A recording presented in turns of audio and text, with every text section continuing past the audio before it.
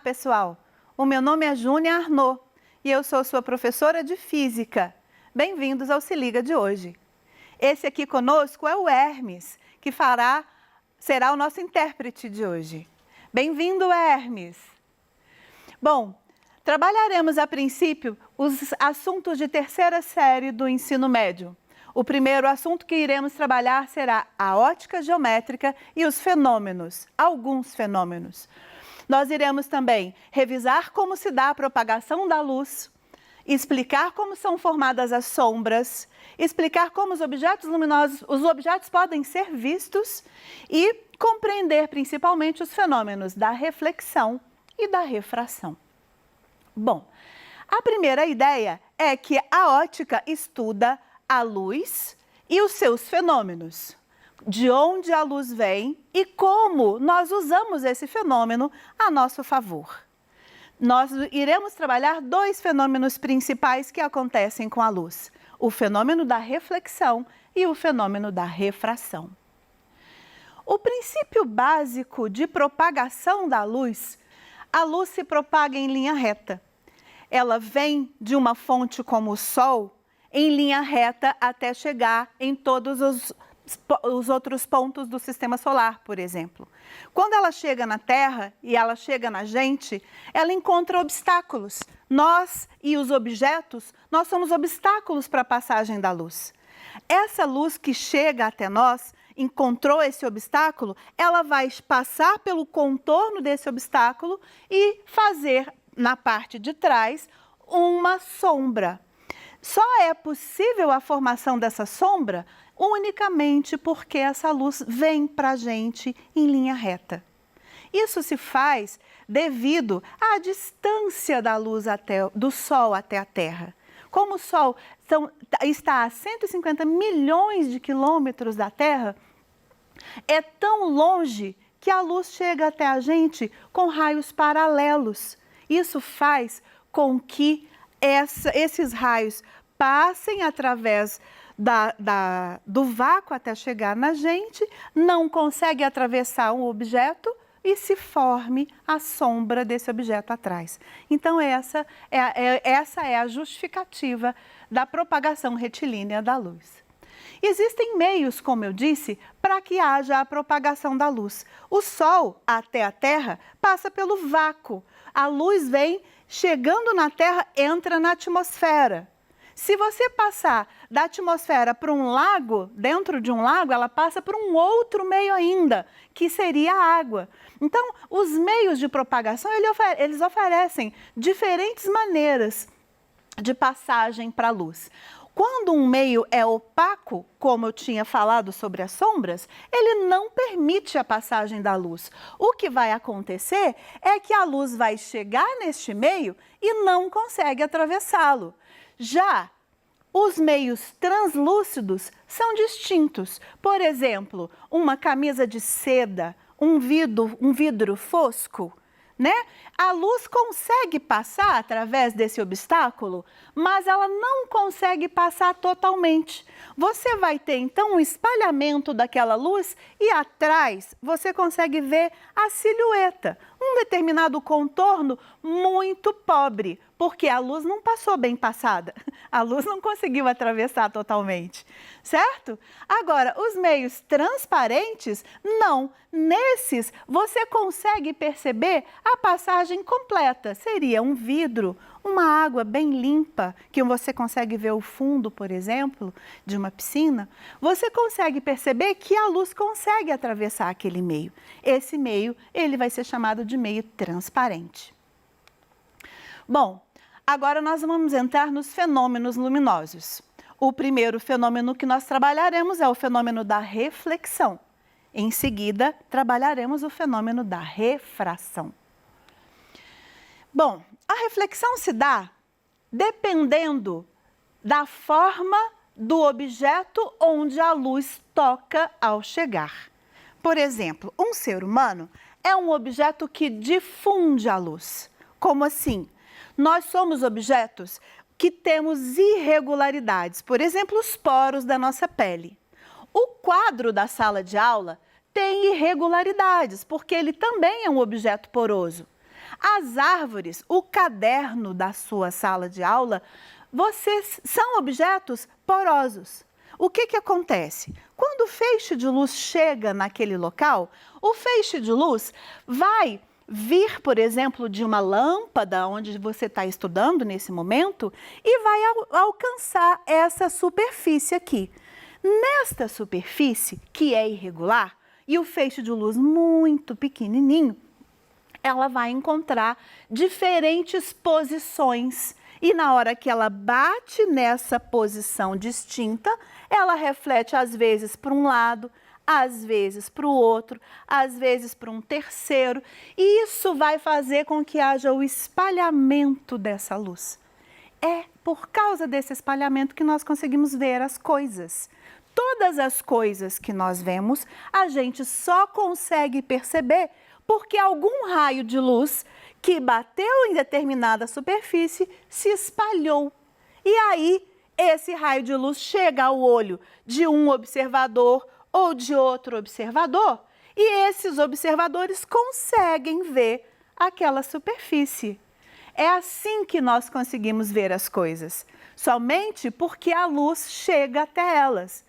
Existe uma brincadeira muito comum que fazemos na sala de aula. Se você entra num quarto escuro, totalmente escuro, você perde as suas faculdades visuais? Definitivamente não. Mas então por que você não enxerga nada lá? Afinal de contas, está tudo escuro. Você só não enxerga porque não houve nenhum raio de luz que batesse em alguma superfície que chegasse até você.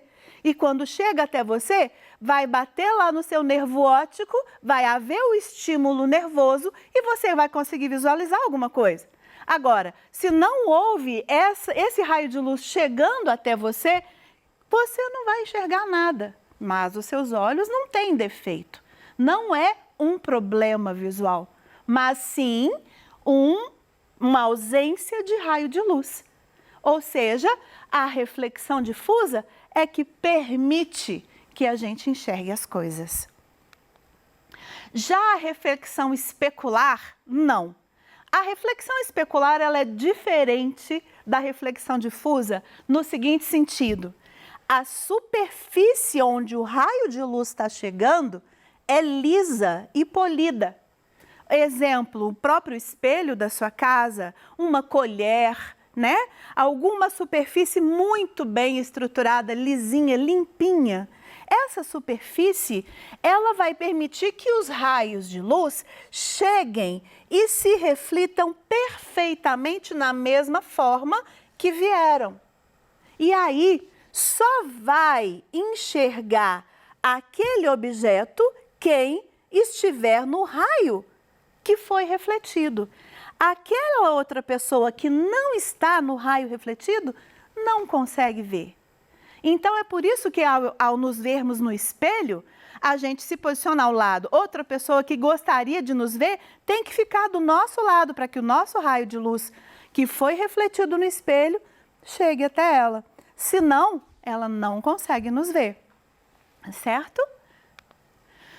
Aqui eu trouxe uma imagem que apresenta os dois tipos de reflexão. No lago, eu tenho a reflexão especular, onde todas as superfícies elas aparecem, e nas árvores, nas nuvens, na grama, não, as superfícies não aparecem, né? Ou seja, eu não terei reflexão nesta parte da imagem, e sim apenas na superfície do lago. Bom, a reflexão nos é explicada através de duas leis. A primeira lei da reflexão, ela explica o seguinte: nós teremos um raio, por exemplo, que incide sobre uma superfície plana. Esse raio, assim que ele chega nessa superfície plana, você vai traçar essa reta perpendicular à superfície plana. Vai haver um raio refletido e esse raio refletido estará num outro plano que vai ser complementar do plano que continha o raio incidente e a reta perpendicular. Essa reta perpendicular tem o nome de reta normal à superfície, que quer dizer perpendicular ao plano. Então, a primeira lei da reflexão diz que o raio incidente e o raio refletido formam com a reta normal um único plano. A segunda lei da reflexão diz o seguinte: esses dois ângulos, o ângulo de incidência e o ângulo de reflexão, têm valores iguais. Ele é obrigatoriamente igual. Você vai pegar o ângulo incidente, vai traçar a reta normal e vai pegar o ângulo refletido. Os valores serão idênticos. Bom, aqui a gente entra no segundo fenômeno de hoje, que é o fenômeno da refração. O que acontece? Quando você pega uma luz, aqui eu coloquei duas cores distintas para você imaginar dois meios, por exemplo, ar e água. Se você tem uma luz que é ligada, uma lanterna, né, um feixe de luz que é ligado em determinado meio, ao chegar na superfície de separação entre os dois meios, inicialmente se pensa que a luz que veio da lanterna iria seguir em linha reta, como se estivesse indo na direção dessa linha tracejada. Porém, o que acontece? A velocidade da luz nos meios não é igual. Ela depende do tipo do meio, da estrutura do meio. Isso faz com que a velocidade se altere nesse processo. E na hora que a luz chega nesse ponto, ela não mais vai caminhar na mesma linha, porque vai ter alteração da velocidade. Como que vai acontecer? Imagina que isso aqui seja o feixe de luz e na hora que ele está passando, uma parte da luz vai caminhar numa velocidade diferente da anterior. Então o feixe se desvia. Vai haver então o desvio, que é a característica da refração. Esse desvio só ocorre quando os dois meios são distintos. Um exemplo prático disso é a fundura de uma piscina quando nós olhamos de cima. Às vezes, a sensação que a gente tem é que a piscina é mais rasa do que o normal. O que acontece? É que nós vemos a imagem do fundo da piscina projetada acima da sua posição inicial. Um raio refletido, outro raio refletido, parecem, na hora que a gente olha, parece que você enxerga o fundo mais acima do que ele realmente está. Essa é uma das provas da refração.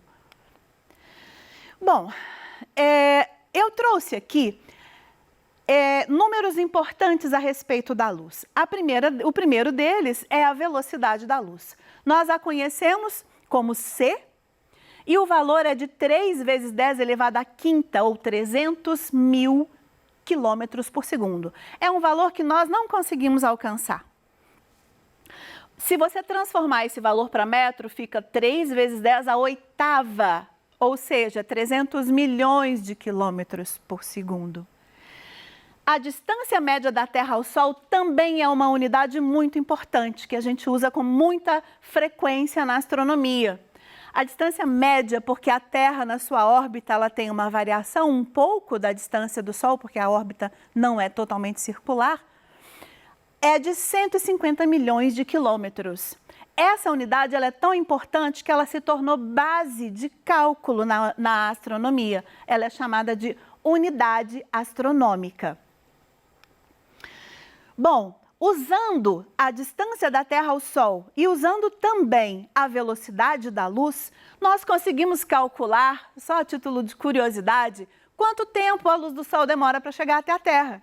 Só para você ter uma ideia, já que a luz do Sol caminha com velocidade constante, a velocidade da luz é uma velocidade constante, nós teremos um movimento uniforme que é caracterizado por distância igual a velocidade vezes tempo.